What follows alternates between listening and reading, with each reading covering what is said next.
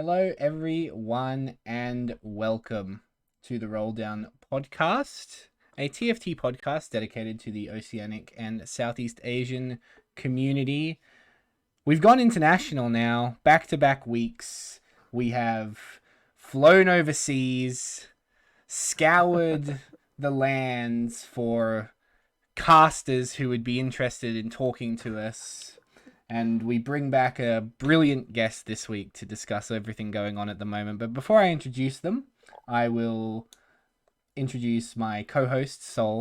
Sol, welcome to the show, as always. Great as always to be here. Guys, another fantastic episode lined up for you. And without further ado, they are Jirachi, Caster Arc, Caster Pivot, an amazing caster, and we're really pleased to have you on the show. So Jirachi, Riley, welcome to the show. Aw, hello. Thank you so much for having me. Oh, it's our absolute pleasure. Guys, this is a React channel now. We are reacting to the latest news, which is all obsolete because as of 10 minutes ago, the B patch just came out. So none of this really matters anymore. Or does it? We're going to talk about it. That is the biggest topic of today. First of all, however, Jirachi, there's been a serious pivot recently from that of Challenger TFT Extraordinaire to Challenger TFT Extraordinaire and Caster. I was wondering if you wouldn't mind telling us a little bit about your thought process and how you came to the decision to want to go into the casting scene. Yeah, hi. It kind of it stemmed from I really I love playing the game, and I had this whole competitive history. Like I started playing the game in set 1, hit Challenger in set 4, and then just kind of broke out from there, like really started at set 4 regionals, but this whole time I've loved listening to casts and had done a little bit on my own. Had kind of like dropped hints here and there, and I know Raza actually invited me to cast the X Games tourney that existed because he had heard like, hey, you want to try casting, so yeah, sure, come cast this. And so kind of like dipped my toes in, and then set 6 hit. Kind of realized I don't know if competing this set is for me, and from me because it just didn't fit my skill set just as a player at all. But when I was thinking about things, I was thinking, hey, you know what, I want to start casting. I'm also in grad school. I just started my master's last year, or last semester. So it's just knowing everything. I'm thinking I want to just start casting. I want to dive in fully. Threw up on Twitter first day of the set, hey, I'm retiring. I'm just gonna cast. Told Risa over at Giant Slayer, like, hey, I'm not gonna compete anymore. If y'all want me to cast, I will. Please come let me cast. And then they got me on, and it's been going really well. Like they've told me like they're really excited with how things are going with me. So I'd call it a good pivot so far. I'm enjoying it. Yeah. It's great to hear. Look, I want to say, as someone that has listened to you in a tournament, and for those of you out there that are listening to the podcast audio maybe later on and haven't heard Jirachi speaking about the game, it is fantastic. It's absolutely brilliant. So I really recommend it, and I hope that there are a significant number more casting jobs coming up for you in the future. I've dropped hints that there is at least one next set, or I guess this set in 6.5. I can't leak which one it is yet, but I do have another gig. You're going to hear more of my voice. Great, wonderful. Awesome. Thank God. It's okay. I have gigs. This is actually working. It's not just I gave up competing and I want to go do this casting thing, and I got one gig and just fizzled out. No, it's actually like going somewhere, which feels really nice. Not gonna lie. Wonderful. Well, that's great news. That is really great news. What was it about set 6, in your opinion, that made you feel like it probably wasn't for you? Was it everybody, well, I say everybody, most people really love the augments. Was it Was it the augments? Was the it something else? Yeah. It was the augments, and my brain loves doing the same things over and over and over, which is why like I don't always have my like full degen reroll mode on, but like I've had those phases with like LeBlanc and set 5 with Cavs at the start of 5.5. Like I will hard force 2020 a comp because that is what my brain likes doing.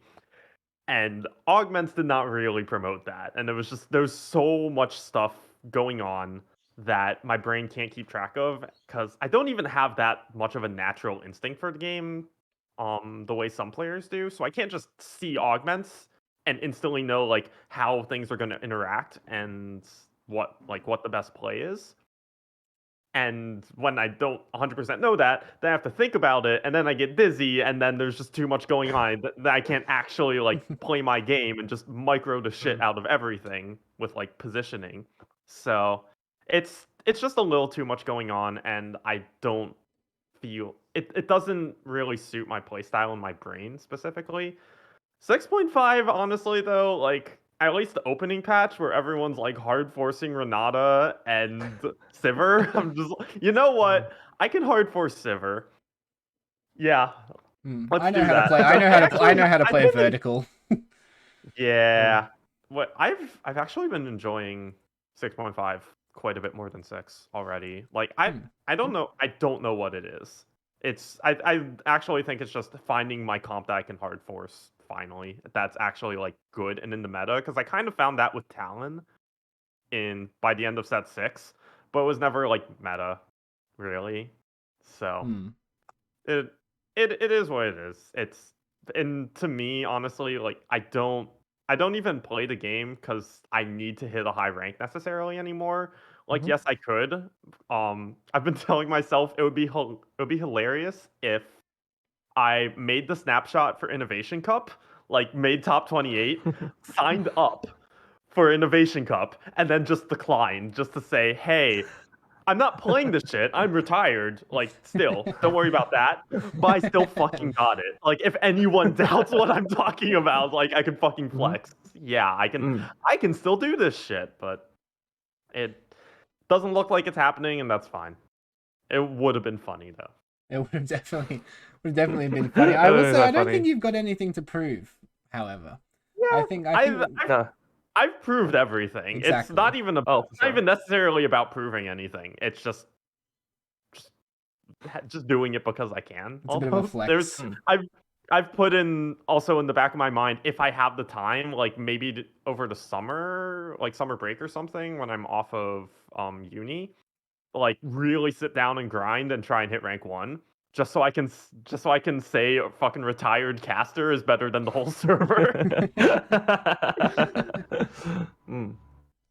Oh, that's great. That really is great. And look, we have a lot to discuss and we do not have a lot of time. I will let everybody know, those of you who are watching live, that in a short amount of time, my wonderful co-host Sol will have to go. So you will see a bit of a change up.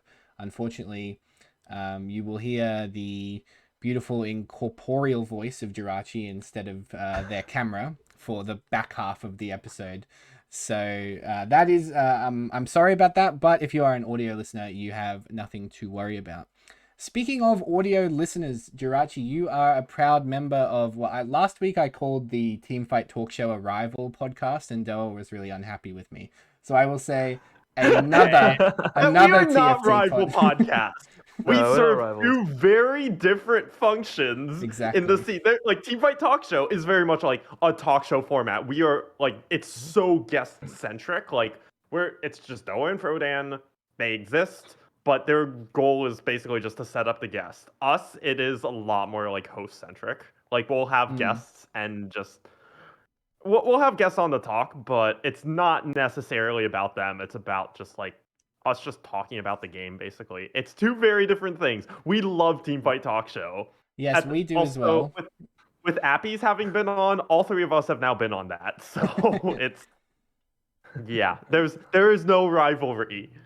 No, exactly not. So we're not allowed to say rival podcast anymore. I will say fellow podcaster, Jirachi, I want to sort of ask you a little bit about your podcast, where the idea came from, and how you have sort of felt it's going so far. Yeah. Well, for the people listening who don't know, me, Spicy Appies, and Ramkev host the Triforce Tactics podcast.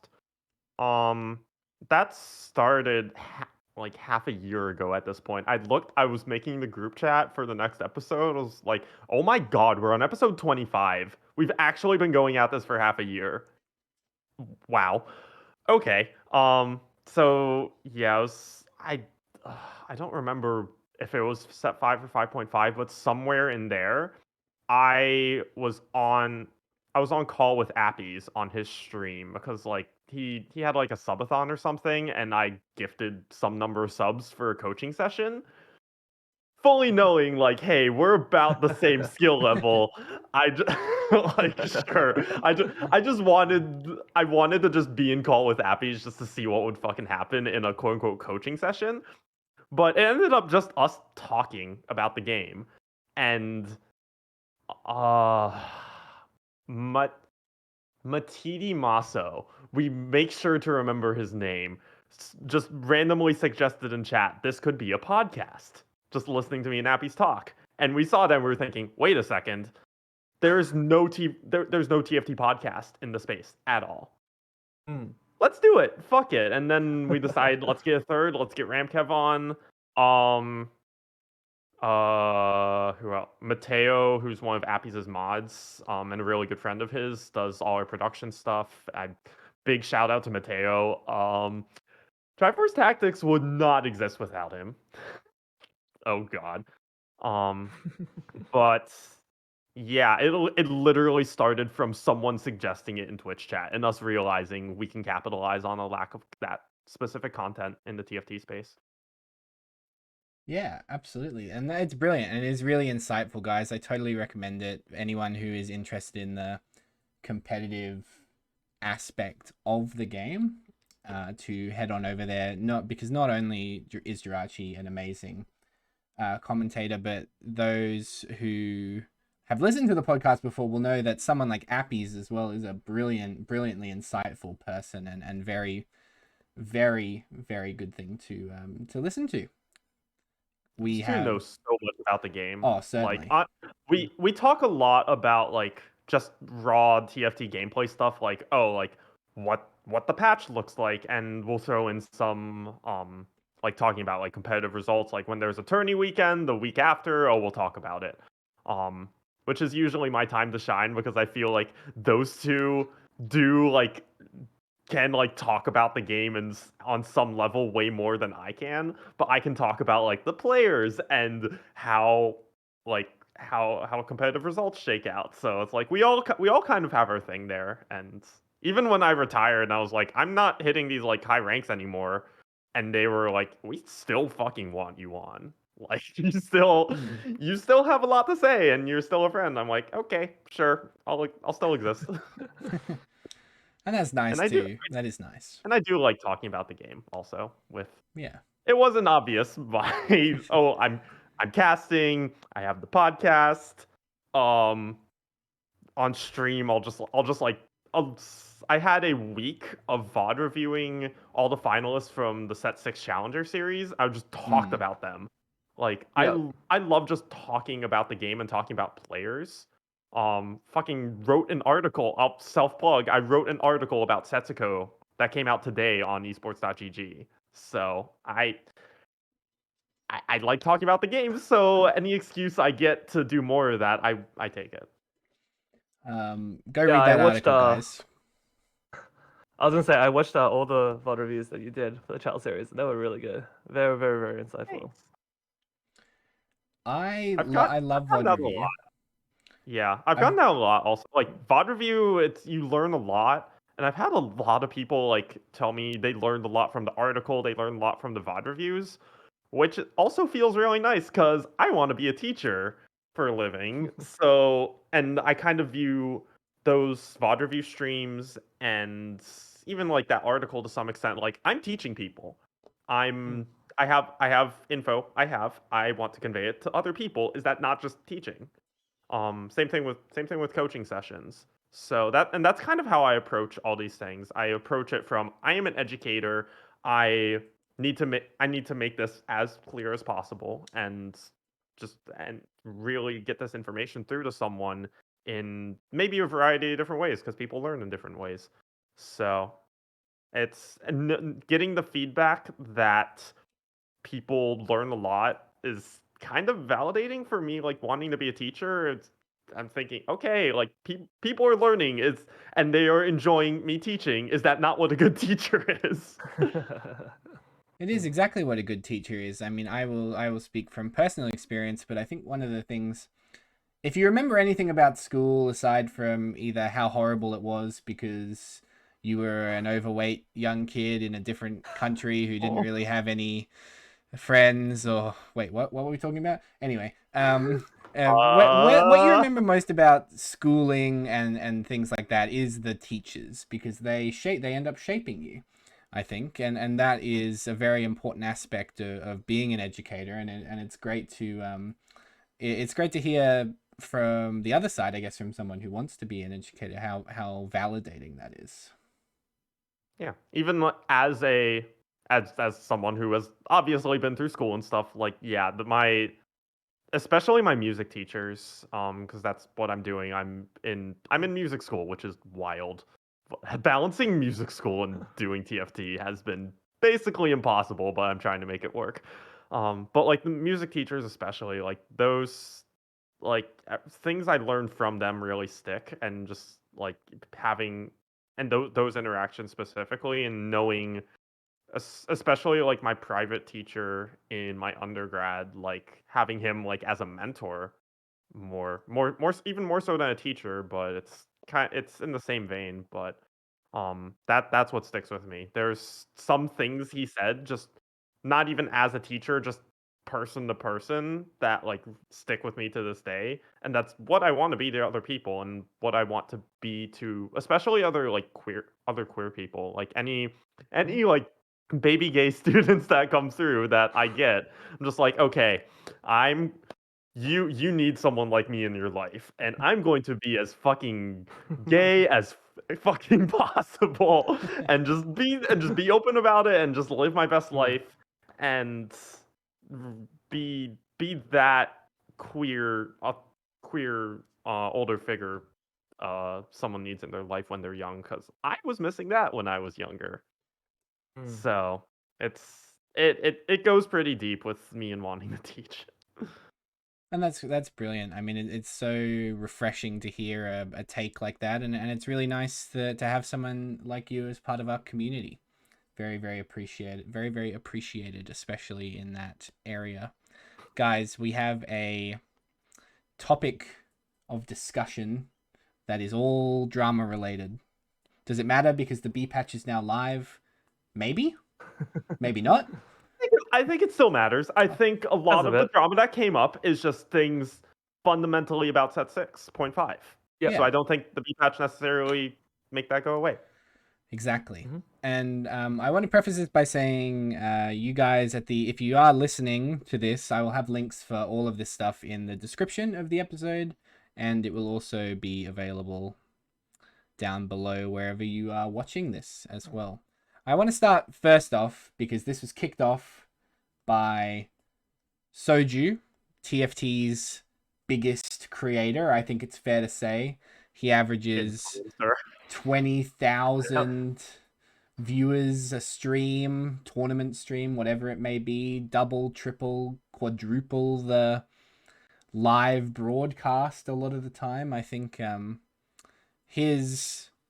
understanding or his clout, let's say, if you want to put it in a weird way, speaks for itself. But he posted a twit longer, basically discussing his problems with the current set. A lot of them, as Jirachi, you mentioned, run deeper than just nerfing a couple of units that are too strong right now. And then we had two other twit longers, a YouTube video, 2 hours of Mord on stream, and now a B patch. So we've got a lot to dissect. I want to start with I'll start with you, Sol, and I want to ask you about Soju's twit longer. Is there anything from it that you like stuck out to you in particular? I'll say that as someone who briefly in my life studied game development, calling a game devs lazy is a bit of a slap in the face to all the hardworking people out there who work on the game. That's probably the thing that stuck out the most to me because everything else is like, criticism is criticism, right? But like, yeah, my main issue with the tweet was like, yeah, Soju like calling like the devs lazy and like, did they even like saying things like did they even try? It's like, all right, come on. That's probably the thing that like stuck out the most to me. Yeah, and I think jumping forward a little bit to Mort's response on it, he spent a good portion of his the time of his response talking about how the people that work on this game do a very thankless task, basically, and especially talking about them in a derogatory sense, calling them lazy, calling the work that they do itself lazy was a bit of a slap in the face, and that's what makes Mort upset, realistically. And I think that is totally fine. The one thing I did want to bring up, and Jirachi, I'd love your input on this, is Mort said that they put together set 6.5 in 2.5 months or 10 weeks. They worked tirelessly for 10 weeks straight to get it out in time. Not to be facetious, but does the set feel like it was made in 10 weeks?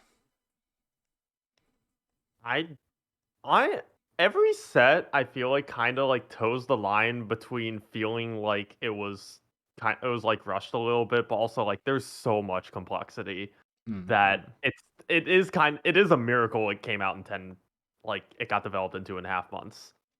And I think like going back to like set 5 where some of the time constraints were pretty obvious, like just and then go well, kind of like going into 5.5 as well, but a lot of the I can't really speak too much on this because like game design's not my thing, but some of the design choices just felt like, okay, we need to get something. Armories kind of felt like that, although for being something that felt almost like not necessarily rushed, but it's like this is like not a huge thing because we're saving the big thing for set 6. I love armories. Please bring back armories. It's I don't know if I want to call set 6.5 like it feels rushed. It feels there's something like any of the pure reprints, like just bringing back Draven. I mean, okay, it's although at the same time you consider they do have short time, so it's pretty easy to just bring back Draven. That's one. It's some people like Draven, some people wish he came back. Okay, let's just bring him back. But they did create enough new things, like putting Alistar in and just putting his combo in as part of. It's something that maybe could take like 2 seconds to think up of, but then you consider like, oh, we need to take all this time to like implement it. It's a weird mix of there's some things that feel like super complex and they took a lot of time on, and there's other things which are just like time saves. But I know Mort said in his YouTube in the response on his stream that yeah, they like with the rush cycle, they kind of have to just do some things like that. He mentioned the example of Big Bang Galaxy from oh god. Okay, which after hearing his reasoning, I'm like, okay, I get it. Where he's saying like, okay, we don't have time to like implement this huge thing because we are so deep into set 4. And he brought up like, hey, how long would it take to combine Treasure Trove, Trade Sector, and what was the third one? Was Super it dense? Super The dense? phone run, Yeah. right? And someone responded like, that'll take like 10 seconds. So they just did it. It's like, okay, they need something. They have the time constraint, and this is the best they can do. And Big Bang was kind of fun. Never should have been at Worlds. We don't have time to get into Yeah, that. for sure should not have been a world. So yeah, For that was a yeah. for like for like Draven, for like Big Bang, considering how little time they put in to that, like how much resources it took, it's not bad how it came out. So but I'm changing points mid speech, I guess. Yeah, calling the game devs lazy is just way too far because especially when they have that 10-week cycle, they are Yeah. working their asses off. Um, we all see how like stressed Mort is sometimes. Like when he's streaming, he just is very on edge. You know that man is like working his ass off. So it's I have disagreements with the dev team on how like they do things and how some of their game design choices, but I will never disagree that they work hard. They all work their asses off for us. Yeah, and it is for us. Mort puts himself out there for us.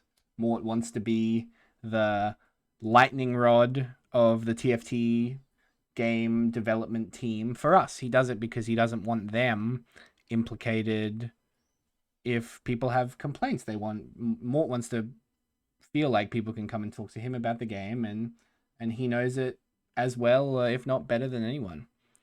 I want to sort of bring up some final points from Soju's twit longer, and that was mostly about getting economy augments in stage 3. This is something that is sort of more game specific. Soju says that if you're in a lobby that has like bruiser, like a lot of bruiser players, a lot of silver players, which is very common at the time, at this time at least, gold generation augments in stage 3 basically put you so far behind that everybody else now has 2 combat augments and you're essentially never going to top 4 the game. So your thoughts on gold generating augments, specifically like stage 3, stage 4? I think in their current state, they're just not very playable because the combat augments, the econ augments are balanced around the 12 gold threshold, is what Mort said. They're balanced around the fact that gold is compounding. The earlier you get a lot of gold, the more valuable it is. So they're designed for if you get these at 1-4. So these currently the econ augments are not very well balanced, with the exception of like I think Windfall, which scales according to stage. The other ones do not scale according to stage. And this really goes into Mort's response with how a potential solution into looking into fixing this is to make it so that these econ augments do scale with stage, so that even if they're offered to you at a later point in the game, you can still pick them and make use of them. Which I tend to agree with, because I think that if you simply go with the fix of making it so you can't see econ augments at all past stage 3, then I think that the game becomes too simplified in that all you are really doing is you're picking between a combat augment or you're picking between a trait based augment, or like a that's pretty much it, right? A combat augment or trait based augment, and then there's like there's nothing else to sort of like change that up, if that makes sense. So I don't Murray in chat first point out how you're gonna scale some of like the champion based ones, like the ones that just give you a lot of units. I don't have the answer, but it just needs to be, it does, I feel like, needs to be something like that in terms of scaling up the raw gold value, so that you can use that money to fast 8 a little earlier, potentially even look for a level 9 angle to compensate for the fact that your team does not have a combat augment. So as a result, your team will inherently be weaker. Interesting. Yeah, I think Soju specifically says like, I'm at 3-3. I took a normal augment in stage 1-4, but I'm playing against people with 2 combat augments, and the combat augments are of a general higher quality in this set than previous set, which I do agree with. And if you're then offered the choice between reasonable, like sort of lower sub mid normal tier combat augments and gold, you're never picking the gold because otherwise you fall too far behind. Jirachi, I wonder what your thoughts are specifically about these combat augments at the moment. Do you think that they're in an okay place, too strong? Things like electro charge, armor generation, attack speed for the backline, armor for the frontline, backline, things like that? I think, yeah, the combat augment, they should be strong. They might be a little bit too much, because how I think of econ versus combat augments, like if you're taking an econ augment and actively giving up that that combat augment, that combat power you get on the board during the fight, that gold you get should allow you more or less to upgrade your board to an equivalent level. So even if that's hitting your generic Hextech Sivir board on 3-5 rather than 4-1, that econ augment has allowed you to hit that board 2 turns earlier and make up for your lack of combat augment. And some of the econ augments, they like some of the combat augments just feel so strong that like the econ augments just don't help. And it's one of the reasons I actually don't really like taking metabolic, because I mean it's not an econ augment or a combat augment. It's theoretically just saving you HP, but you don't have a combat augment on your board helping you win fights or save HP. And you also don't have the gold that is going to snowball your economy and allow you to hit crazy boards a little bit sooner. So but overall, yeah, the combat augments, maybe, I don't even know if they necessarily need across the board nerfs. But what Soju brings up about just econ augments in stage 3, they are never worth it right now. Even if they scale, I don't know if they'd be worth it, because at that point you have less of the game to snowball your econ. Even if like they'd have to give you a lot of scaling in order to make up for you didn't take this econ augment on 1-4 instead and get your econ snowballing earlier. It's not my call. I think they should just remove econ augments in stage 3, although that probably comes with its own set of issues. Like, okay, well, what if you're trying to like re-roll for something, and okay, you're trying to re-roll Warwick, you get offered true 2s. Fuck it, let's take true 2s and see if we get a Warwick out of it. We either get a Warwick 2 and we're that much closer to hitting Warwick 3, or we just have more gold to hit Warwick. Cool. It probably has its own set of issues, but yeah, econ augments on stage 1 don't even feel like that much of an issue. I think they felt like more of an issue last set, actually. Like Rich Get Richer was so good on stage 1. Because like last set, the combat augments just weren't quite good enough to make up the for combat that. augments were just a lot worse last set compared to this set. Yeah, that's probably the biggest one. They added a lot more options for combat augments. So even if you even if you, how do I want to phrase this? Yeah, if last set, if you didn't have a ton of options, it was like, okay, do I want makeshift? Do I want cyber? Do I want knife's edge? Now it's okay. We have plenty of options to give us AP as well. We have options to give us give the whole team armor rather than like just do makeshift with we have attack speed with back foot. There's so many more options, and I don't the combat augments don't even feel that strong on their own. They're strong because of their flexibility, not necessarily through raw power. So if you're looking for a combat augment that really boosts your board, chances are you're going to find one. Like, I'm playing Sivir, I see back foot, I know it's a top 4 automatically. Like, back foot on Sivir is so good, but it's only that strong because, the combat augments for Sivir are only that strong because there's more of them now, and that gives you more flexibility in them. Yeah, I think also that in set 6, taking economy augments at 1-4 or even 3-3, it was still rough in that set. You weren't taking so much damage every round, except that one patch where eventually you would just rotate into one random guy who would hit you for 15 every game. Boards, like average board strength is way stronger at the moment. I think if you have to take economy and your board is not good at the moment, you can be 60 health pretty easily by Krugs if you don't if you don't hit, and especially in stage 4. Like if you're still behind in stage 4 and all you got was economy augments and you didn't hit your units when you rolled down with that extra gold you got, you're never going to recover, because you'll just take 15 every round from Siva 2, Renata 2, Aurelia 2, people with 3 socialite, any mutants, anything like that. I think at the moment the sort of the general board power is very high, and that's a serious issue. Guys, we're going to take what I would consider to be the world's quickest break, and that is actually to say goodbye to my co-host, who does have to head off now. He's got a university class to attend. For the rest of the episode, if you are listening to this, you'll probably hear a cut in the audio. If not, it's because I'm lazy. Sol, thank you very much for joining us today. It's been a real pleasure, and I hope that you'll listen back to the second half of this episode later on.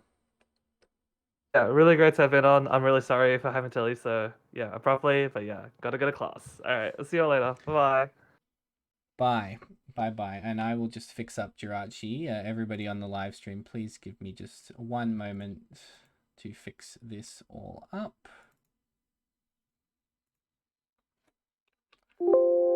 For everybody. Wonderful. Oh, well, while we're taking this brief interim, Jirachi, thank you very much again for being here. Yeah, of course. I love the podcast exchange program The happening. podcast exchange program, exactly.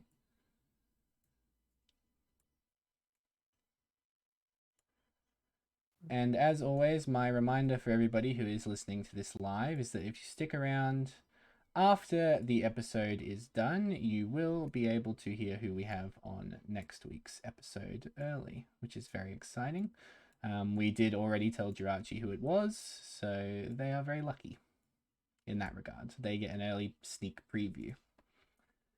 Okay, we're back. I'm not going to cross Soul out. He's not dead or buried. He's just gone to class. I don't know about you, Jirachi, but when I was in university, I didn't go to grad school, but in university, I think I did not attend any classes. And maybe that's why I play TFT for a living. I didn't. Went to a decent number of my just academic classes. Did not skip rehearsals. That's the only thing about music school. We have a lot of rehearsals. Yeah. So, and I can't skip those. But I do empathize with oh, I need to go to class. I came from a class, straight home, hopped on podcast. Yes, absolutely. We are no strangers to working hard around here. So thank you, Sol, once again, and we're going to continue on. It's just going to be the two of us. It's going to be a little podcast exchange, OCE NA podcast exchange program. I want to continue on. Not the first time I came over to OCE. No, not at all. And it certainly, I hope, will not be the last, because you will always be welcome here. I would love to get back to ranking up an OCE account, because that's also kind of where I met everyone I kind of followed a Nico over in set 4 when I think he was. I don't even know why he came over to OCE. Just something about being frustrated. He was like, "Fuck it, I'm just gonna play on OCE now." I saw how nice everyone was. I was like, you know what? Fuck it, I'm gonna play too, because I had met Raza already because we played on a fight night together, and just interacted with enough people that fuck it, I want to play with some friends, and just made more friends that way. I like the OCE people a lot. Oh, well, thank you. This is not me pandering. This is genuinely I love the OCE guys. There are times where I much prefer hanging with the OCE people than NA people. It's fine. And we did pay Jirachi to say that, actually. That is 100%. I checking my PayPal real quick. You said it was /Jirachi TFT. Yep. That is not my PayPal, actually. Let's focus up. Let's talk about a little bit more about what's going on in the Twitter sphere at the moment. And this is something that I think is going to be relevant to you as a broadcaster and someone that works on official streams. One of Soji's points was that nobody is excited about the TFT format right now. Nobody is very interested in watching the Innovator Cup, the Arcanist Cup, the this cup, the that cup, the this. They only tune in to the major events, and that the players themselves really don't like this format either, and that any changes that they had mentioned that they were interested in for the event structure were ignored by the higher ups. I was wondering what your thoughts are on the current tournament structure, and how that maybe relates to working on broadcast. Well, first things first, I really hate that Soju threw in there did they even acknowledge our feedback, because Natures and Risa very much listen to us. Hmm. They they have some limitations to work with because they gotta get stuff approved by Riot, but accusing them of not listening to us is very disingenuous because they really do. What I do kind of agree with though, like the Piltover and Zon Cup formats. I mean, I get excited to just watch Pro TFT, but for the format, yeah, it's you have to have some kind of mass format, because if you're trying to do some kind of open qualifier, you have to do something that gets all these people down to like one, basically, or just some ideally one lobby, which I think is my two main complaints from Piltover and Zon were that there's no winner. And I think that's kind of what kills the excitement for viewers. I think it's not having a winner of the tournament. Like we look at Zon Cup and Goobums, Appies, iCopy Keen, who was Robin? Yeah, Robin. Robin. They four of them won Zon Cup. Four winners. Yeah. Weird. That's a little bit weird. And I mean, we could declare Goobums the true winner because he had the most points, but even that's a bit like, it was defined as like just these lobbies. Not having one final lobby did kill the hype a little bit. Yeah. And the other complaint, which has been beaten to death at this point, is just day one in general and 3-game sample size. Mm-hmm. The format being, okay, we're gonna do these lobbies of 8. You play 3 games. We cut the bottom half of each lobby, make new lobbies, play another 3 games, and points not rolling over anything. And that's where the example everyone brings up of Ramkev went 1-3-2-4-4-5 and didn't make it. Yeah. He had the second highest average placement in the tourney and didn't even make it past day 1 and he bought For's 1 game, but it was just a small sample size, so it didn't matter. And that situation should never happen. And just TFT as a game, ideally we get a crazy huge sample size, but then you run into the issue of, are people really going to play that many games? You'd need a crazy amount of money for the EV to be remotely worth it to play that much. And I think Mort actually mentioned that too. Like there's a balance we have to find between a large sample size and making like the time spent worth it, because you can't make these players play hundreds of games for like $50. Yeah. No, that's just a no. So I'd like the 5-game lobbies for what it's worth. And I do and I like having some tournaments where you just have one lobby, because I really like that when I was playing in Dawnbringer and Nightbringer Cup. I love that I just got a lobby for the day. I got to actually like do prep for that lobby. I only had to scout 7 players rather than 120 something. That's just not possible. But I got to scout my lobby. I got to come in with a game plan for my lobbies each day. And that's something you don't necessarily get in formats where you shuffle lobbies after every game or every 2 games. Granted, having that format where you shuffle lobbies, that's a different skill set. I love having those tournaments too. It promotes a different skill set of the game. And I've seen some complaints about like, oh, if you low roll lobby, you're fucked. I'm like, well, yes, but also like that is how it goes with just matchups in general. Like you think professional sports, all the people like in playoffs and such, teams low roll matchups all the time. It just is what it is. Yeah. It's like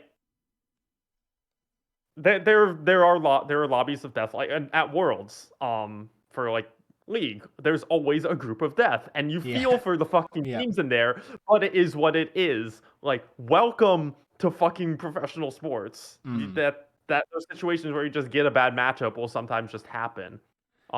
It wouldn't feel as bad if we had more tournaments to go off of.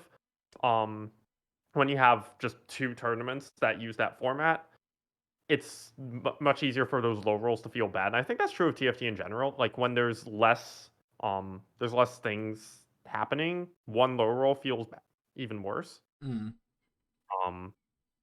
But I think a lot of viewers will just be happy to watch competitive TFT. Like they love watching like super high level play. And I think for like Innovation Cup, it's only 32 players. Yeah. It's the same format as mid-set, and I was hyped as fuck for mid-set. Yeah, exactly. Like that was mid-set finals was probably some of the most fun I've ever had watching TFT. Like maybe the most fun. Also because I got to watch Kivix just play like a fucking madman. Yeah. Which, oh my, I got asked in Reddit comments on the Setsuko article, Kivix player profile next. I responded, oh god, that's gonna be a lot. Yeah. There's a lot to unpack with him. But I had like mid-set was so much fun. It wasn't the literal most stacked field it could get, but it was pretty fucking stacked. And innovation honestly is probably going to be more stacked because it's the 4 people from the final lobby who didn't make it to regionals, which are all 4 really good players, and then top 28 from Snapshot. Like if you look at the top 28 from Snapshot for Piltover and Zon, those fields were nuts. It was just every top player you could think of. So that's the field we're looking at for fucking innovation. How can you not get excited for that? And then regionals, like everyone gets hyped for regionals. Those formats are hype as shit. I think for the open qualifiers, they need some refining, but they can still be pretty entertaining. Like I had so much fun casting Zon Cup. I also had a lot of fun when I was off broadcast just watching games. Yeah. So Absolutely. it's not that they are just objectively not fun to watch. They do need some refining, and those tournaments aren't as satisfying to watch as a viewer compared to the more small scale ones that have one winner at the end of it.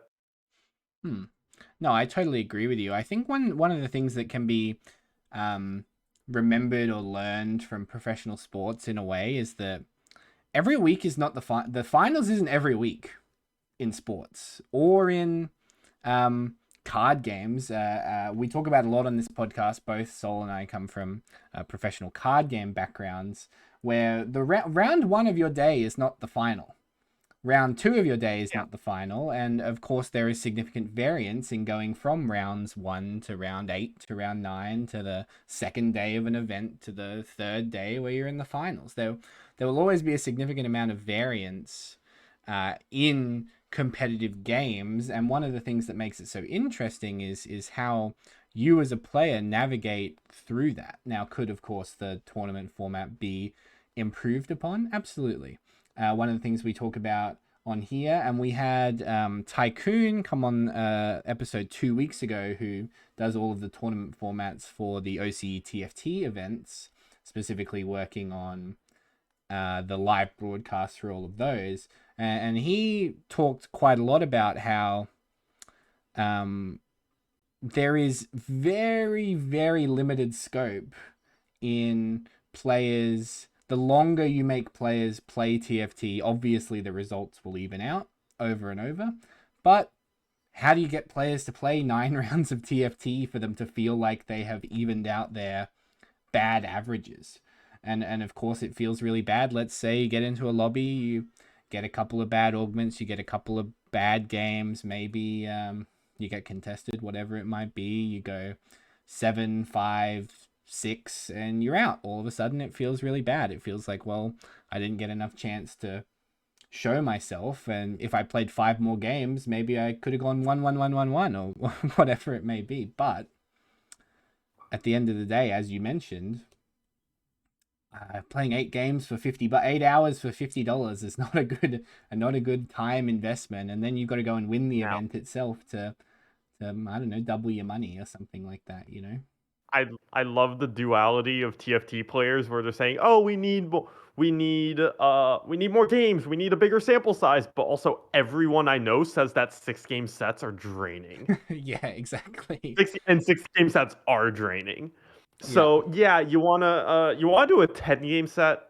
Really? You really want to fucking do it? I don't want to do that. Yeah, Like, I know. absolutely not. And I don't want to watch that because I don't want to watch games Too much. 6, 7, 8, 9, and 10 half the time, because it's literally there goes my entire day. You know? Like, 6 is already pushing it. 6 is pushing it, but is a good level. I think either 5 or 6, depending on what you want to do, is perfect. I think that's like that's the perfect balance of good enough sample size and not too long, not too draining for a viewer. Yeah. So it's keeping it at that level. I think that's good. I don't think that's the issue with the format. I think issues come when it's like 3 games, like it's shorter or longer. Mm. But going back, you were talking about like, oh, like not every week is the finals. Yeah, true. Like open qualifiers don't have to be as hype as regionals. They shouldn't be as hype as regionals. Like if everything is that level of hype, it diminishes the value of that hype in the first place. Like if we're super hyped for everything, regionals comes around, it's not special anymore. Regionals should be special. Regionals should be hype as fuck. Yeah, it should be the second premier event on the calendar, basically. Exactly. We're deciding who the best player in the region is for that set, quote unquote. And then also who our Worlds reps are, which is the most hyped tournament of the whole set. Yeah. Because it's Worlds. So keep maintaining that level of hype throughout the whole set. Like as long as we get people kind of excited for all these tournaments, and maybe for like mid set, okay, we have a little bit more hype involved. Still not as much as regionals, but there's still hype. I make this comparison. My brain just made the comparison to trombone actually, because we started rehearsal for Beethoven 9 today. Wow. It's fucking massive symphony, like just staple in the rep for people who don't know classical music. But the trombones play for maybe 5 minutes total in an hour-long symphony.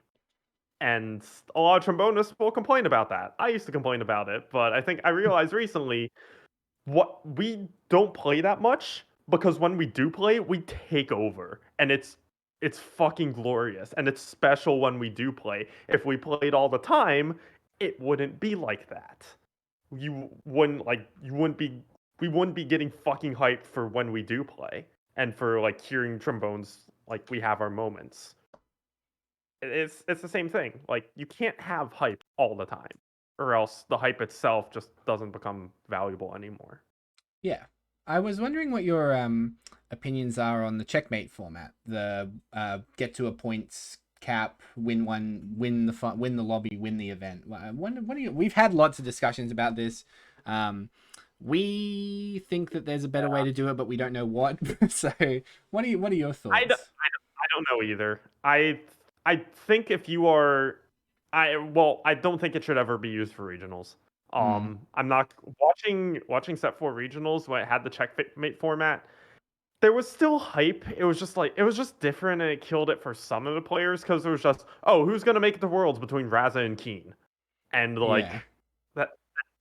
I mean, obviously that's hype on its own, but wait, where did I get?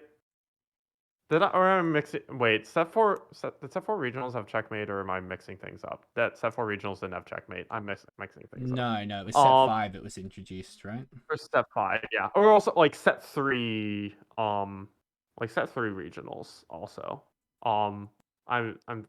We shouldn't have sent Oboe the fucking worlds. No flame Cottontail got robbed of a world spot. because of Checkmate Format. I think if you can use it for some like variety in tournaments. I don't like it as much personally. I don't know who does. Probably are people out there who do. I don't know. Yeah, I think from a broadcasting perspective, when we talked to Tycoon, he said that the way that he felt that TFT became interesting was when the winner of the last lobby was the winner of the event. Yeah, I think that's the logic they use for Worlds too. I think that is the one tournament that I actually like Checkmate a lot for Worlds, because then like it's the most hype moment of the fucking set. Who's gonna win Worlds? Yeah. Like pretty clear, like probably the last game of Worlds finals, whoever wins the lobby wins the whole tournament. That is hype as shit. And having a set number of games on the format where you know the winner going into the game, like we knew in Set 5 regionals, like Robin won the tourney already. He could have fucking turned off his computer, gone down the street, gone out to celebrate, taken a fat eighth, and still won the tournament. Yeah. There was other hype involved, but having that for Worlds, no.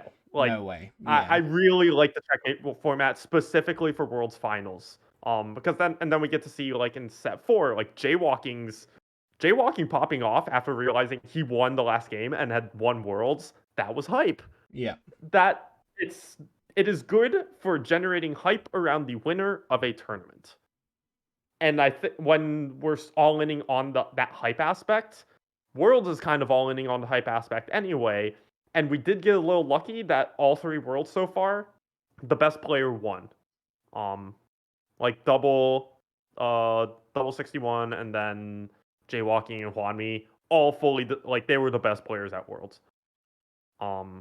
We got a little bit lucky with that. There's a world where someone lucks out into a first in their last game, who doesn't deserve to win Worlds. No names. I'm not gonna blame that hard. I think that's the one scenario that Checkmate is good. Any other usage of it, if you want to mix things up, sure. I just don't like it that much because it de-emphasizes just consistent but not like high capped out play. Yeah. It also leaves you open to a 3-day 9-round tournament being over in 2 hours on the final day. Yeah. I think that's I think lobbies, yes, that's theoretically possible, but also all the lobbies we've seen have just been close enough that hasn't happened yet. There was one Challenger series for NA in Set 4 that I think was over in 4 games, but Solus just shit stomped it. I think it was Solus, which fucking Solus, yeah, of course he did. And we had a very similar situation here in OCE. I mean, Chunga, on the final day, he went 1-1, 6-7, 6 or 7-1, and he just won. Yeah, Chunga won in 4 games, I'm pretty sure. Yeah. But even when the low end is 4 games, that's not bad. That's not too bad.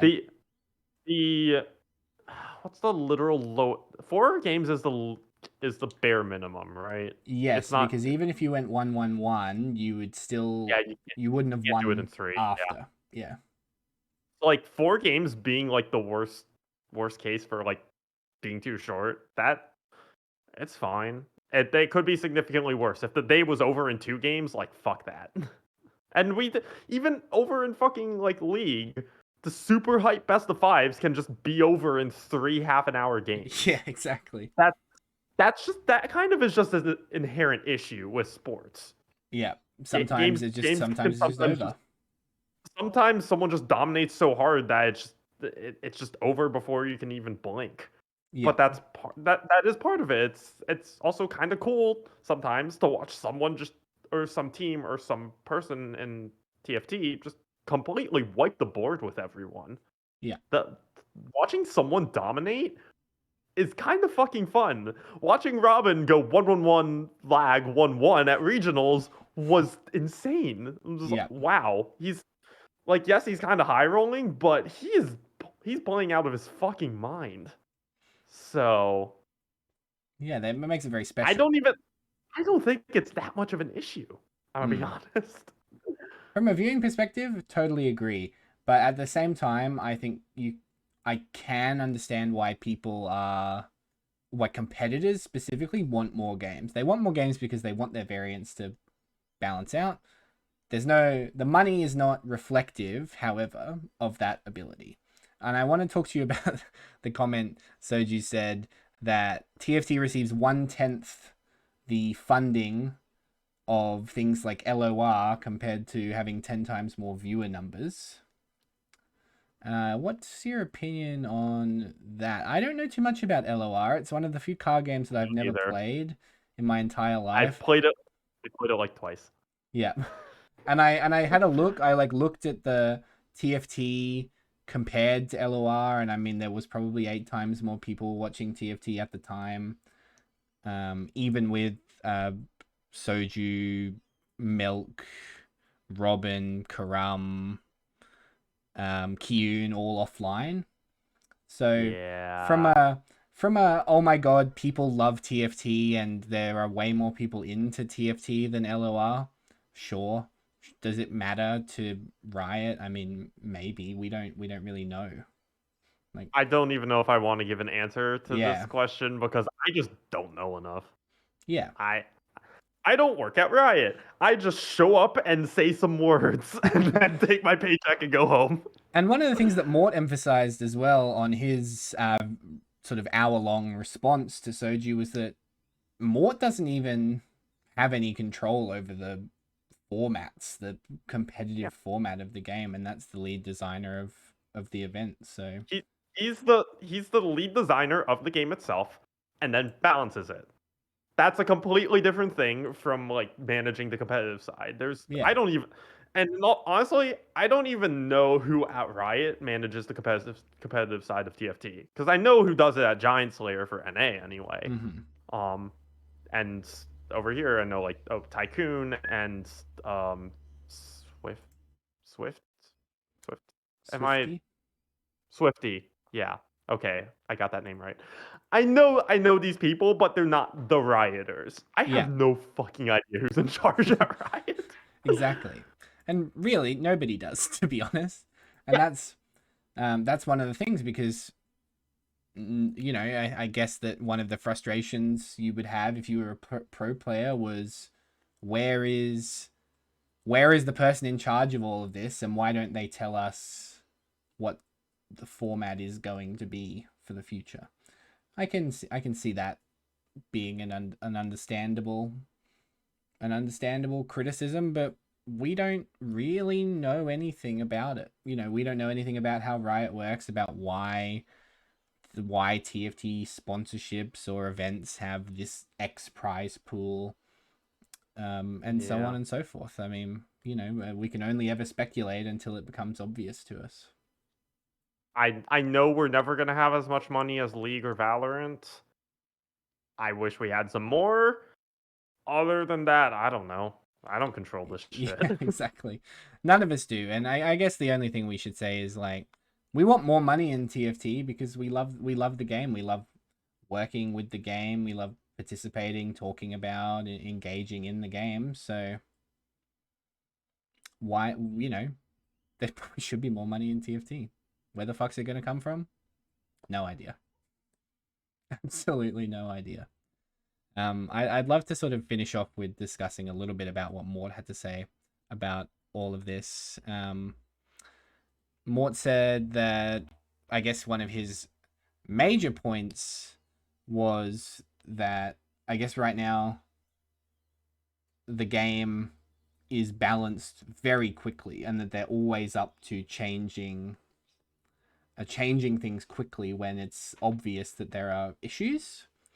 I was wondering sort of how you feel about the patch cycle of TFT. Every 2 weeks on a Wednesday compared to And then, you know, if there's something broken, we get a little hot fix or a B patch every other week, maybe every month or something like that. Do you think that's enough for a game like TFT? I think it's fine. I feel I don't know if it would be beneficial to go to like 3 weeks instead, because there have been patches where, oh, we think we figured out the patch, and then a week and a half in, someone finds like keepers in set 4, and all of a sudden, oh, we like the meta's shifting. That I think that's the one thing about these like short patch cycles. Like metas can't really take time to develop on their own.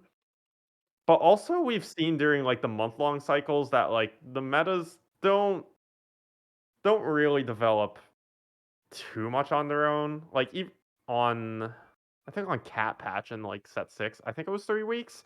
And even over that patch, like Cat started out as super fucking dominant, and like Raditz and the Church of Meow or whatever the fuck. But it's even in that patch, like Cat started falling off by the end of it because people had kind of adapted. So even a week extra on each patch just to give that little extra time of adaptation might feel good. I don't know. That in that range though, like the 2 to 3 weeks. Big fan of. I'm not the biggest fan of when we introduce B patches into that, and it's every week because there's a lot of meta whiplash at the beginning of sets though. Like I you kind of have to do it because there's so much egregious shit this last patch. Like Yeah. let's be honest, if they don't fix that for a week, they're what are they doing? So for stuff like that, like really like okay, we literally have to address this. But for some things that got B patched, I can't even think of stuff off the top of my head, but I just look at it and thinking, okay, did this need to be B patched? I don't know. Um, like sometimes just letting the meta develop on its own might be the better way to go. If something's like not too broken, I think they have been a little cautious about when they be patched. They're not like, oh, this thing's good, be patched, bye. It's when things are like they're egregious, that they'll be willing to be patched.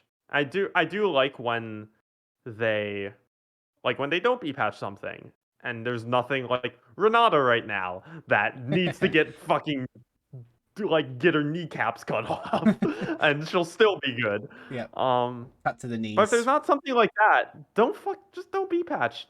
Like having something be good and then like letting players adapt. Like this is something that gets memed on a lot because Mort said it, and we're like, okay, how do you adapt to War Week? Yeah, exactly. No, like there's that kind. Sometimes like there's no adapting. You have to gut them. But with some overpowered champions, like you gotta just let it adapt. That's fine. I think they've been doing a pretty good job with when they pull the trigger on B patches.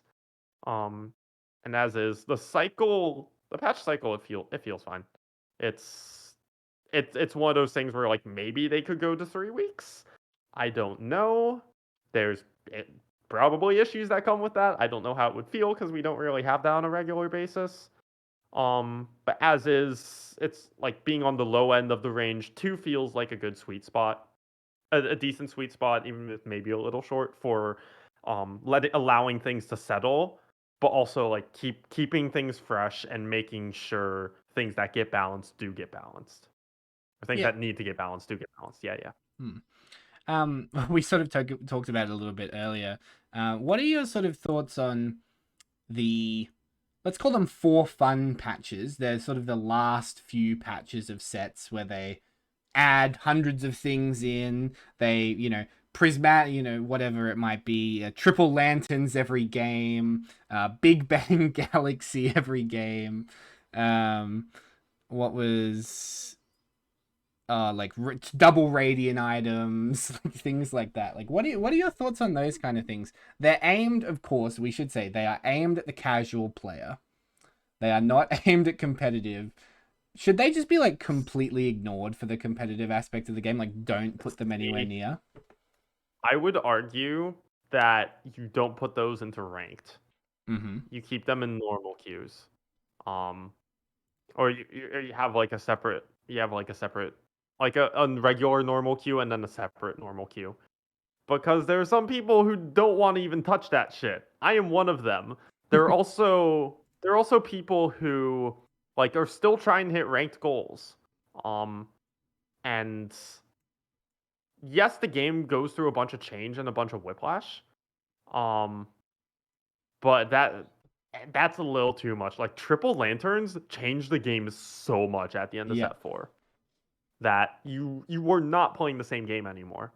And like I want to go climb and hit rank 1. Not happening anymore. It's the game's just too different, and testing that level of ability to adapt it's a little much. Honestly, set 5 I feel like it was not that bad. I thought it was going to be way worse than it actually was. But the double raging items actually didn't feel that bad. It didn't even feel like a for fun change. It just felt like, oh, that's not a bad change at all. Set 4 I think was pretty. It actually worked. It was like, oh, we're doing this for fun change, and it wasn't for fun at all. It was like, okay, decent change. This is just, it feels like a regular patch that maybe just shook things up a lot. Yeah. I take issue when the game like fundamentally changes, like what you're playing and how you're playing around it. That changes every patch. That's fine. It's when you're throwing in like triple lanterns that just fundamentally change how you play the game because you're introducing so much gold, like so much bullshit in. Yeah. Like I'll just Yeah. call it that. Like there's some level of bullshit that does just change the game on a fundamental level, and changing it on a fundamental level for those 2 weeks just to get like have it be for fun when players are still like trying to hit ranked goals. Like whether like in diamond or you're trying to hit masters, you're still trying to do that. And when we have such a short ranked cycle already, like we only get 3 months to hit what rank we want. Losing 2 weeks of that, okay, now it's a 2.5 month cycle. League gets a full year. We like once you chop off that last patch, you're shortening the time people you're shortening an already short time people have to reach ranked goals, because if you're playing ranked, for the most part you have those goals. And whatever you're trying to hit, like me, fucking my goal is to just get past rank 4, because I've hit rank 4 like 6 times now and I'm getting fucking sick of it. Like actually I've between NA and OCE, like my peak on OCE when I took my vacation was rank 4. So it's rank 3 and above. Yeah, I'm trying to just hit rank 3. I have that ranked goal. A lot of other people have that, and not having just 2 weeks of ranked that changed the game so much when people were trying to hit those goals. Even that on its own, I have a laundry list of why I hated set 4's change. I'm gonna leave it at that, but like what I've given so far, but even just for fucking with people's ranked goals, that might be reason enough to even say like, okay, let's if we want to introduce these for fun changes, let's put it somewhere else so then like people can opt into it. Yeah.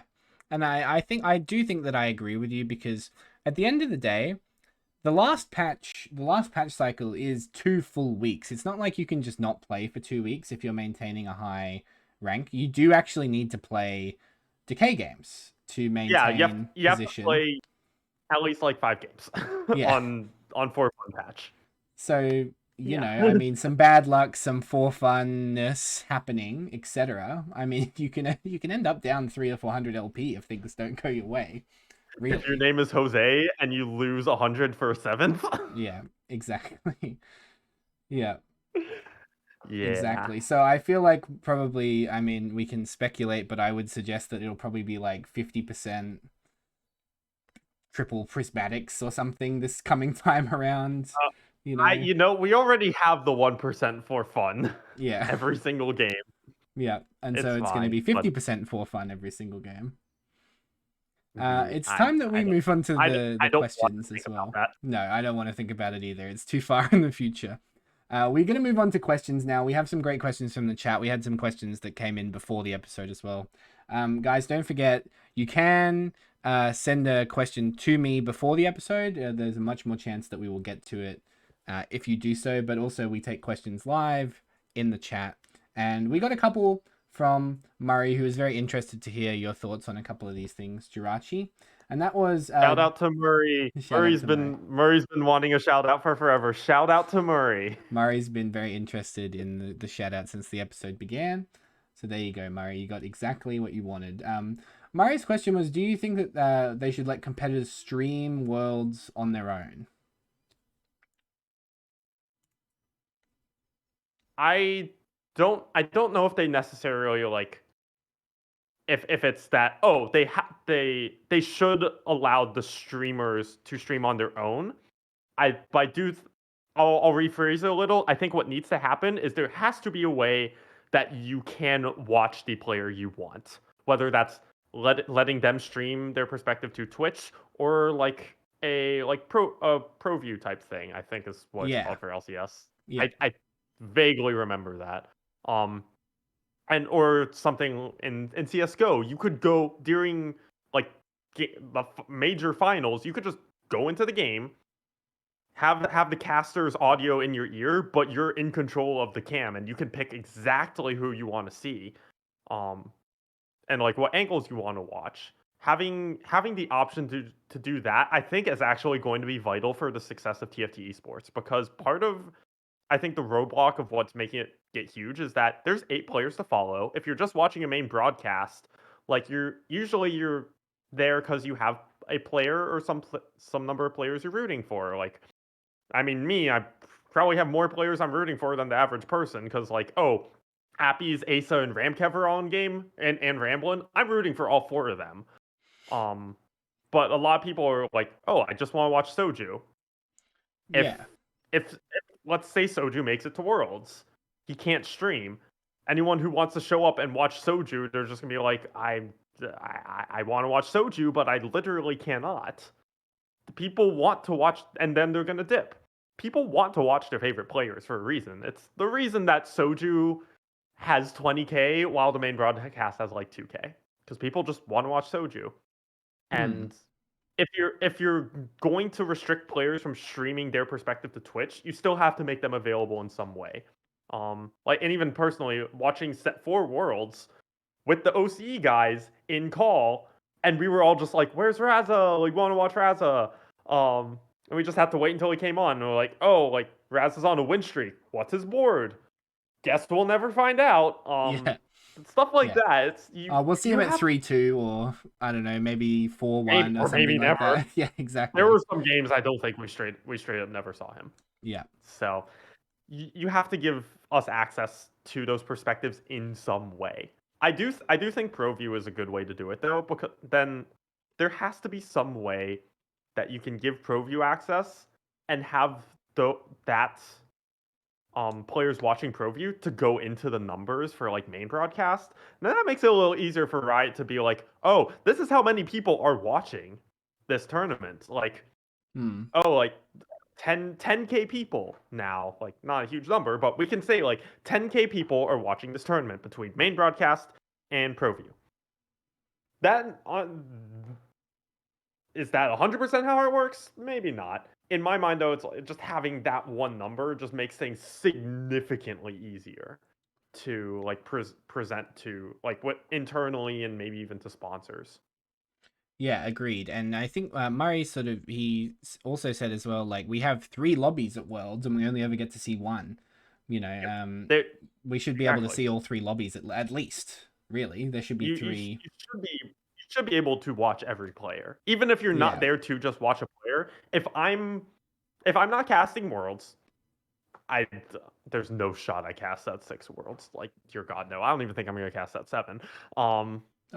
Set 7. We'll go for set 7. We'll start the propaganda right now. You know, I would not be surprised if I got invited to cast set 7, but I 0% expect it. My goal is to cast set 8 Worlds. Okay. Well, we're starting the propaganda early. From now on, this podcast is a Jirachi for Set 7 Worlds podcast. Fuck it. And if somehow out of the fucking blue they invite me for Set 6 Worlds, I mean, I 0% expect that. I'm not gonna say no. Yeah. But we will have manifested that destiny here. That's for sure. Yeah. Oh, if I'm just watching Worlds to just just watch the players and get a read on players, if I don't have access to everyone's POV, I can't analyze them from a player analysis perspective. I can't analyze someone if I can't watch their full game. I especially can't analyze someone if they're not even in the game they're showing. Like that, I don't have access to that game as a whole. So, yes, yeah. That's a great point. It's a big not having access to every player POV is a huge barrier for esports, and especially for like main broadcast. It's also why I was kind of lobbying on Twitter a little bit a couple weeks ago, like, hey, even if you're just there to watch Soju, open the main broadcast and listen. Like we have things to say. Yeah. And if Soju's not in the game that's on main broadcast, yeah, sure, you can just mute it. It's fine. But like if Soju's in game, sometimes the casters will get around to talking about Soju, and it's good information to listen to. Wild concept, we have good things to say. We know what we're talking about. Yeah. That's not even like me tooting my own horn. Like, well, it is a little. I mostly know what I'm talking about. Mostly.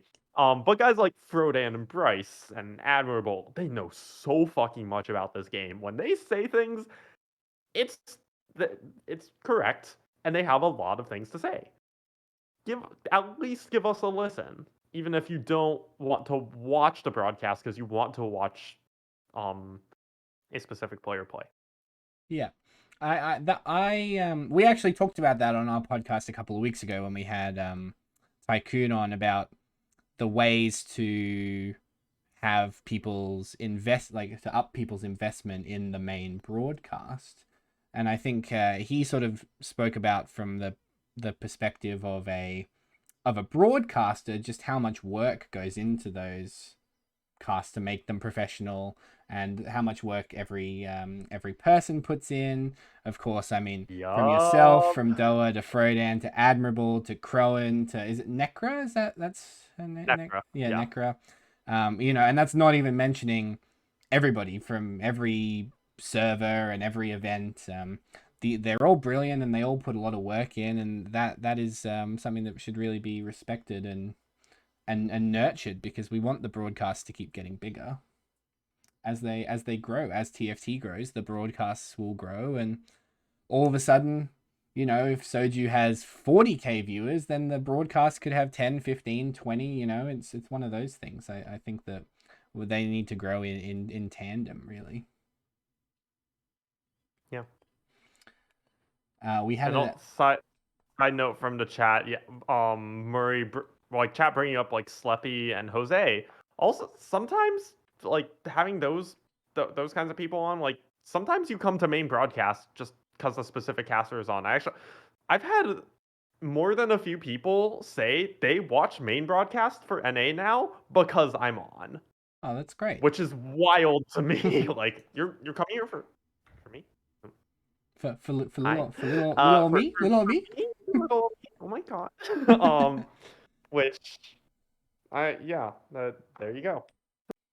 Yeah, and that's brilliant. And I think that your tweet was absolutely correct. If you're out there, if you are interested in TFT, if you love TFT and you love TFT players, I mean, if you've got a good computer, you can watch both. You can have one on at one time. You can turn it on. You've got two monitors. A lot of people put it on their television. I know when the TFT tournaments come around, I like to step away from my computer, be in the living room, see it on the big TV, that kind of thing. So ProView, you're 100% right about. Let's keep going with these questions. We had a couple. So very briefly, I want to touch on this because it's literally going on as we speak. The B patch has just gone live. But a question that we got was, what do you think about the patch notes, do they address everyone's major concerns? I will say the nerfing of Silco is very good. And before I sort of pass it off to you, necessary. I think above everything else, the nerf to 6 Hextech and the nerfs to Silco, very important. I don't think there was a bad change in there. I think, and more talked about their 12.5 is going to be massive. 12.4B, as far as B patches go, is really fucking big for a B patch. There's stuff like Mutant not getting touched. Like Mutant's starting to catch on. People are starting to realize Mutant's mid game is so good. Like Malzahar not getting touched, but that's stuff that's I don't think Mutant is lined up to get touched right now in 12.5, but Malzahar is. Malzahar is insane mid game right now. That's just something that couldn't make it into the B patch because they decided there were other things that were higher priority. I like a lot of the preemptive changes. Like Aurelia isn't dominating this patch, but when you nerf Renata and Sivir, she's going to dominate after if you don't touch her. I like there's not a single bad change. They hit most of what they needed to for B patch, and it's pretty clear that 12.5 coming, they're going to hit the rest of what they need to. Yeah, it's mostly just they hit the most the most egregious shit right now, plus some extra stuff, and they kind of had to pick and choose what that extra stuff was. Yeah, I think they've done a good job. I think Mutant and Innovators are probably gonna be dominant. Like, I'm not in the meta prediction business, but the meta defining changes that they didn't make at the moment were hardcore nerfs to Innovator to Mutant. So we'll see. And they did nerf Bear though, so yeah, which the Bear Aurelia is insane. Yeah, and we talked about this actually before the episode went live, that the nerfs to Aurelia are preemptive but necessary because she was very much picking up steam in the last sort of 48 hours. She was already really good, and there's a good number of builds you can do with her. You can do like 5 Inno, 6 Scrap. 4 Striker isn't quite as good, but you can do it. 3 Socialite. That's just what you hit. It's the 3 Socialite version, yeah. Her 3 Socialite and whatever. She is a pretty fucking flexible carry, which is cool. Like, yeah. Her items are a little bit more restrictive, but the board around her is super flex. So yeah, and that combined with she's just a good carry. You nerf other stuff. She needed the nerf too, and it's not even that bad of a nerf. It's just a preemptive touch, which big fan, very big fan of the B patch. Yeah. So we got another question directed at you. Jirachi, your caster pivot has been going very well, showing up on multiple tournament streams to bring your perspectives a high elo player. What's been the most enjoyable thing about casting for you? Ooh. Honestly, I genuinely think it's the people I work with. I think the people I've met through casting, they're amazing. Like and extending that like to meeting up at IRL too. I was out in LA back in October, and Frodan was like, "Hey, let's meet up." And I wasn't full on in my caster pivot at the time, but I was already angling at that point. He knew that, and we had already been kind of talking about that stuff. And so we met up and we talked about casting stuff. And same Necro's the other person I met up with, because she also lives in Philly, where I am right now. So we've hung out a couple times. That wouldn't have happened if I hadn't.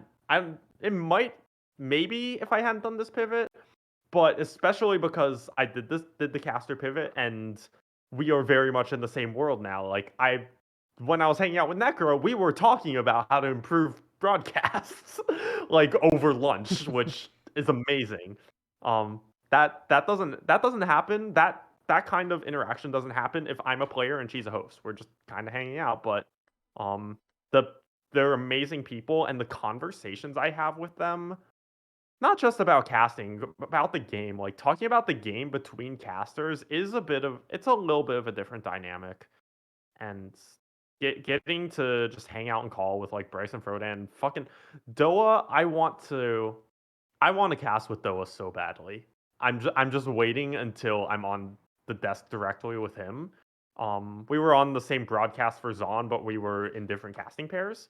Because I've been listening to Doa cast since like fucking high school. Because I was I got into League in 2014, Yeah. and he was casting OGN at the time. Like I listened to him cast when I was growing, like no, not like growing up, but like As a young like person. before, like as a younger person, like Doa's voice was in my ear. Getting to even talk to him for a Teamfight Talk Show was already surreal, and Yeah. now that there's like getting to cast with him would blow my mind. Yeah, imagine how we So felt when when he responded to my email saying he was interested in coming on the podcast. I think I could have broken my yep, computer, honestly. I think, he's you know. he's a legend. Just getting to talk to a legend like that is already insane.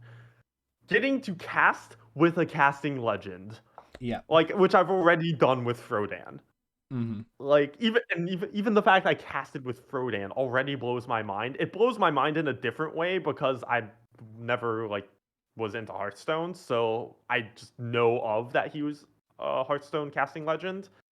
Though I know from personal experience as a casting legend, so him Yeah. especially. Hey, Giant Slayer listens to this. Please pair me with Doa. Please. That's all I ask. Hello, Giant I Slayer. will Giant Slayer. retire if you ask me to retire immediately, I will. I just want that's one request.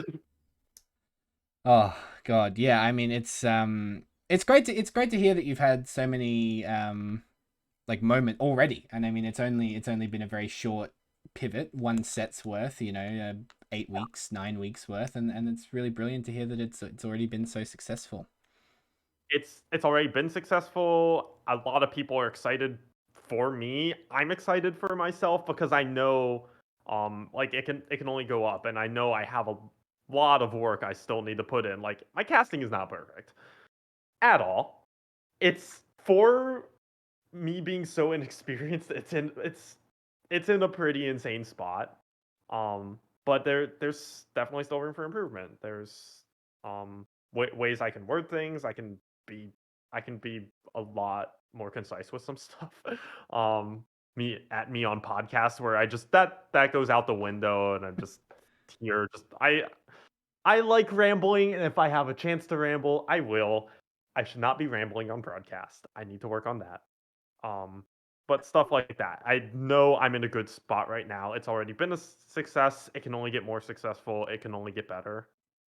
And Yeah, that is really exciting. that is very exciting, and we're I will speak for Soul. I know he's not here anymore, but he was incredibly excited to have you on the podcast. So we are rooting for you as well. And I think I think there's only great things to come in the future. We've got more questions to get to. Just two more. Jirachi, where do you see the tournament format of TFT going in the future? I mean, we sort of discussed this quite a bit. I will keep this one short and just sort of ask you, maybe about the world's format itself. Like do you want to see it get bigger? Like, do you want more players in the world's format? I think 24 is a perfect number. I think 24 is a perfect number for any of these like end of set tournaments. Um I think for worlds it's set 4 worlds was it was ridiculously competitive. Even considering like EU having talked to EU people, they did not send their best reps necessarily because of just how qualification worked out, but it was still a very high level tournament, and it felt like the people like it felt like you included enough people while having it still be competitive top to bottom. And I think same thing. I think a 24-person format for NA regionals is going to be perfect. Mm-hmm. Um, I think I think we're in a good spot with how we do formats. It's really just it's refining things. And also my major gripe about Worlds is announcing shit ahead of time. Cause being in the dark about Worlds format, and we're like a month and a half out, is pretty fucking frustrating. I think it's even more frustrating if you're a competitor because you're um Like you're not 100% sure what you're going for. My biggest gripe with Set 5 Worlds is they announced the number of players, they didn't announce the format itself until after players had qualified, and then where it was like a play-in lobby that the lowest seed from each of the regions had to go into. So if you're that changes knowing you want to go for the second seed if you want an easier time at Worlds, that can change how you play regionals. Yeah. And I imagine also like Spencer, he gets third at regionals. He's like, sick, I'm going to Worlds. Format gets announced after, and he says, "Are you fucking serious? I have to play an extra lobby. You've Yeah. got to be fucking kidding me. I did not like. I didn't I sign had up no for knowledge of this. this ahead Yeah. of time. I think you have to, at the very least, you have to announce that kind of format thing before regionals, so players know exactly what they're playing for. Yeah. That's usually my biggest gripe about tournaments is that if a player doesn't know exactly what they're playing for, then everything goes out the window, because that knowing what you're playing for, knowing how that you should adjust your gameplay accordingly, that affects a lot of things. If say there's a world where like Spencer has an option to go for second seed at risk of not making Worlds, is that a risk he wants to take? I don't know. Is it a risk he can opt to take? Yes. That informs how he plays the game. He did not go in. None of the players and any of the regionals went in with complete information on how their gameplay and what seed they got was going to affect their world status. So, yeah. That's fascinating. Yeah, thank you for your insight on that. We're big proponents here of allowing the Southeast Asian region to participate in the World Championships. Also, that please do God give SES at least let SEA feed into OCE. That's literally it. If you did that, I would be happy. Yep, exactly. Totally. Even if it means just Jose takes over the region and Australia is represented by Jose, fucking Filipino man. We're okay sure. with that. We're okay. Honestly, we're okay with it. I don't think there's a single person in OCE who would hate that, because like we love Jose for good fucking reason. Like, yeah, exactly. That man's amazing. So yeah, that refine stuff and let Jose go to Worlds. Brilliant. Yeah, thank you for that. I think it's we say it every podcast. We will continue to say it every podcast that Southeast Asia requires representation, and however they can, it would be amazing. I want to get on to this final question. It's one that I received anonymously, and you okayed it, and I think it's a very interesting and important topic to want to cover. I think it's something that needs to be talked about. Yeah, at every chance possible. Yeah. And so I received this anonymously, so thank you to this person for sending the question. As a fellow LGBTQIA plus person who loves this game, I'm pleased to see you on tournament streams, and your joy with the game makes me happy as a queer person. I was wondering if you feel the TFT scene is a welcoming environment, and is there anything that we can do as viewers to help with the comfort? I will include that. I will include... I won't speak for other streamers, but I will include myself in fellow viewers for comfortability. Yeah. I think as a whole, TFT has been pretty welcoming. Like I've been out pretty much since the beginning, and like bugging people like, please dear God, use my pronouns correctly. There's still there was a time like every Discord server I joined, I changed my nickname to Jirachi parentheses they them. Like just like putting my pronouns in everyone's face immediately. And it took a bit to get there, but it was never like actively hostile. For the most part, like the people that matter have been welcoming. It got nasty during Zon Cup just with Twitch chat. But like it's Twitch chat. Twitch chat is just a completely uncontrollable hive mind. So but the people that matter, like the streamers, the streamers have all been like welcoming and accepting, and they use my pronouns or they fuck up and then correct it. Like it's for the people who are like who are visible about it, like their faces on the stream, like they're ones like actively saying these things. For the most part, they're welcoming. The one person who I was like, okay, I'm not sure, was Soju, but I think I realized he calls everyone a dude and everyone automatically gets he him pronouns. Like even knowing that he uses he him pronouns for Emily in game, so he's very aware that our pronouns are not he him. Like okay, it's a whole separate issue of defaulting to he him, Mm-hmm. but that's kind of a separate issue from you just don't respect my identity. And I did talk to Soju, and he's like, I'm a dumbass, I'm trying. He has a whole like he has a mini rant that got turned into a YouTube clip. Uh, it's called like K3 Soju struggles to understand pronouns, where you can see he's trying. Mm. And that's like all I can ask for, and that's pretty much what everyone does. Everyone at least tries. For Twitch chat, Twitch chat I think is where like what the viewers can do to help out with comfort can come in. Um, like if shit comes up in Twitch chat, bury that shit and make sure like they know that shit does not fly. Like there, it's I keep forgetting who, what the name is of the person I came up with this, but the like tolerance paradox, or like a a tolerant society has to be intolerant of intolerance. Yes, that's a Yeah. great quote. It's like, yes, we want to be like nice and welcoming in Twitch chat. We want to be a nice, welcoming community. But in order to be a welcoming community, you have to get the fucking transphobes out and make sure they know they're not welcome. Because that shit does not fucking fly. So, like, being vocal in Twitch chat when that shit pops up.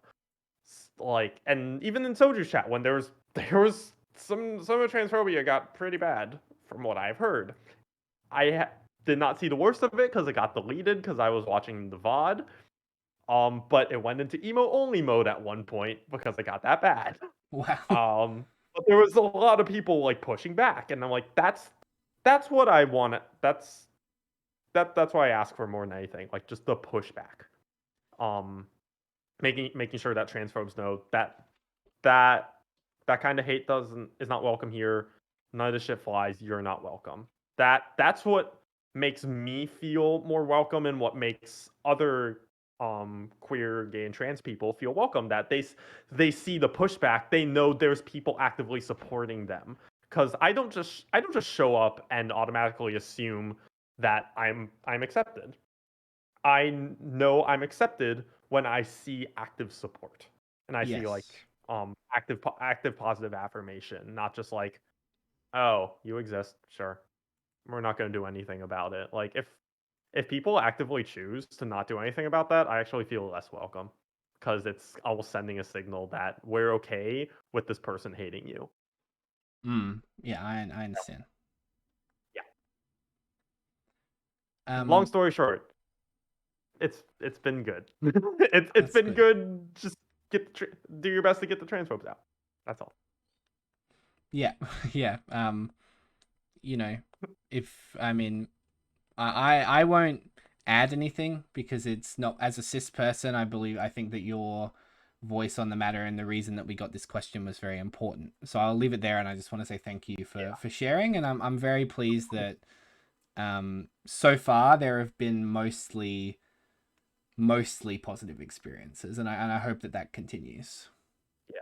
The only like real negative experience I've had with a streamer was Treebeard, and it wasn't directed at me. It was just him going on an unhinged spree on Twitter and dropping some homophobic shit, and I was like, okay.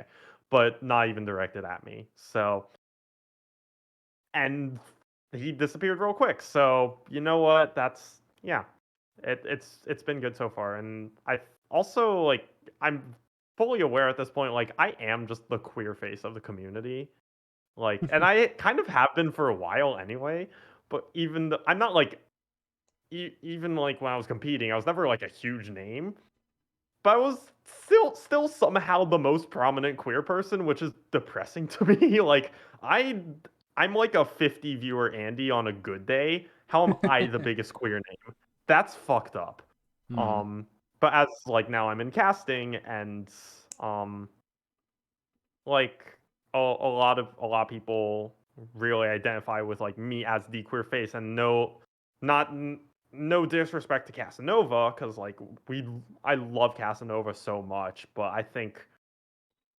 I feel like almost that I'm just so fucking vocal about it that a lot of people have like actively told me like thank you for being open about this. And Casanova's not far behind, like not at all. Um, but like especially having like coming from I've been a player, I've played this game since set 1, I've been a face since set 4, I've been a name that people generally kind of know, and now I'm on casts and I've just been here the whole time, and I'm here actively trying to be the queer face, because if I'm out here, it's the same deal as with teaching. If I'm out here being my best self, like living my best life, being super open about who I am, that matters to other queer people. And that's well, it shows them oh cool, there's someone like me who's doing great here, and also they're being welcomed. Oh, I must be welcome as well. It really does matter having someone and anything, having someone like you at a higher level involved.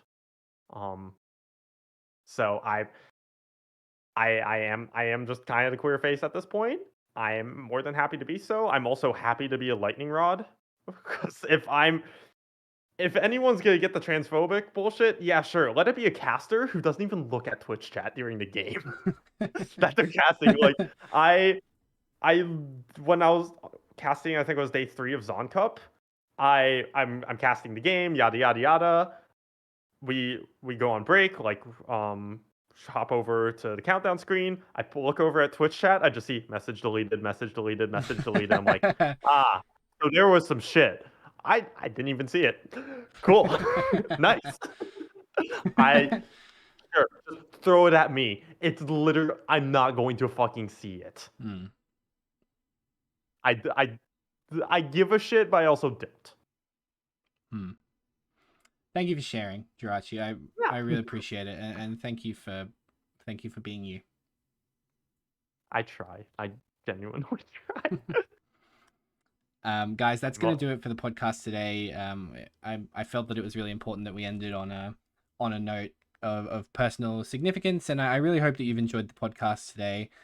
For Sol, who great. I will say goodbye for, who couldn't be here at the end, thank you very much from him. You can follow him, Sol_TFT on Twitch and Twitter. And to my guest, Jirachi, thank you so much for being here. It's been an absolute pleasure for this podcast exchange program. Yeah. Oh my god. No, this was a great time. Like I love talking to people. I love meeting new people in the game. So this was great. No, thank you so much for having me. Seriously.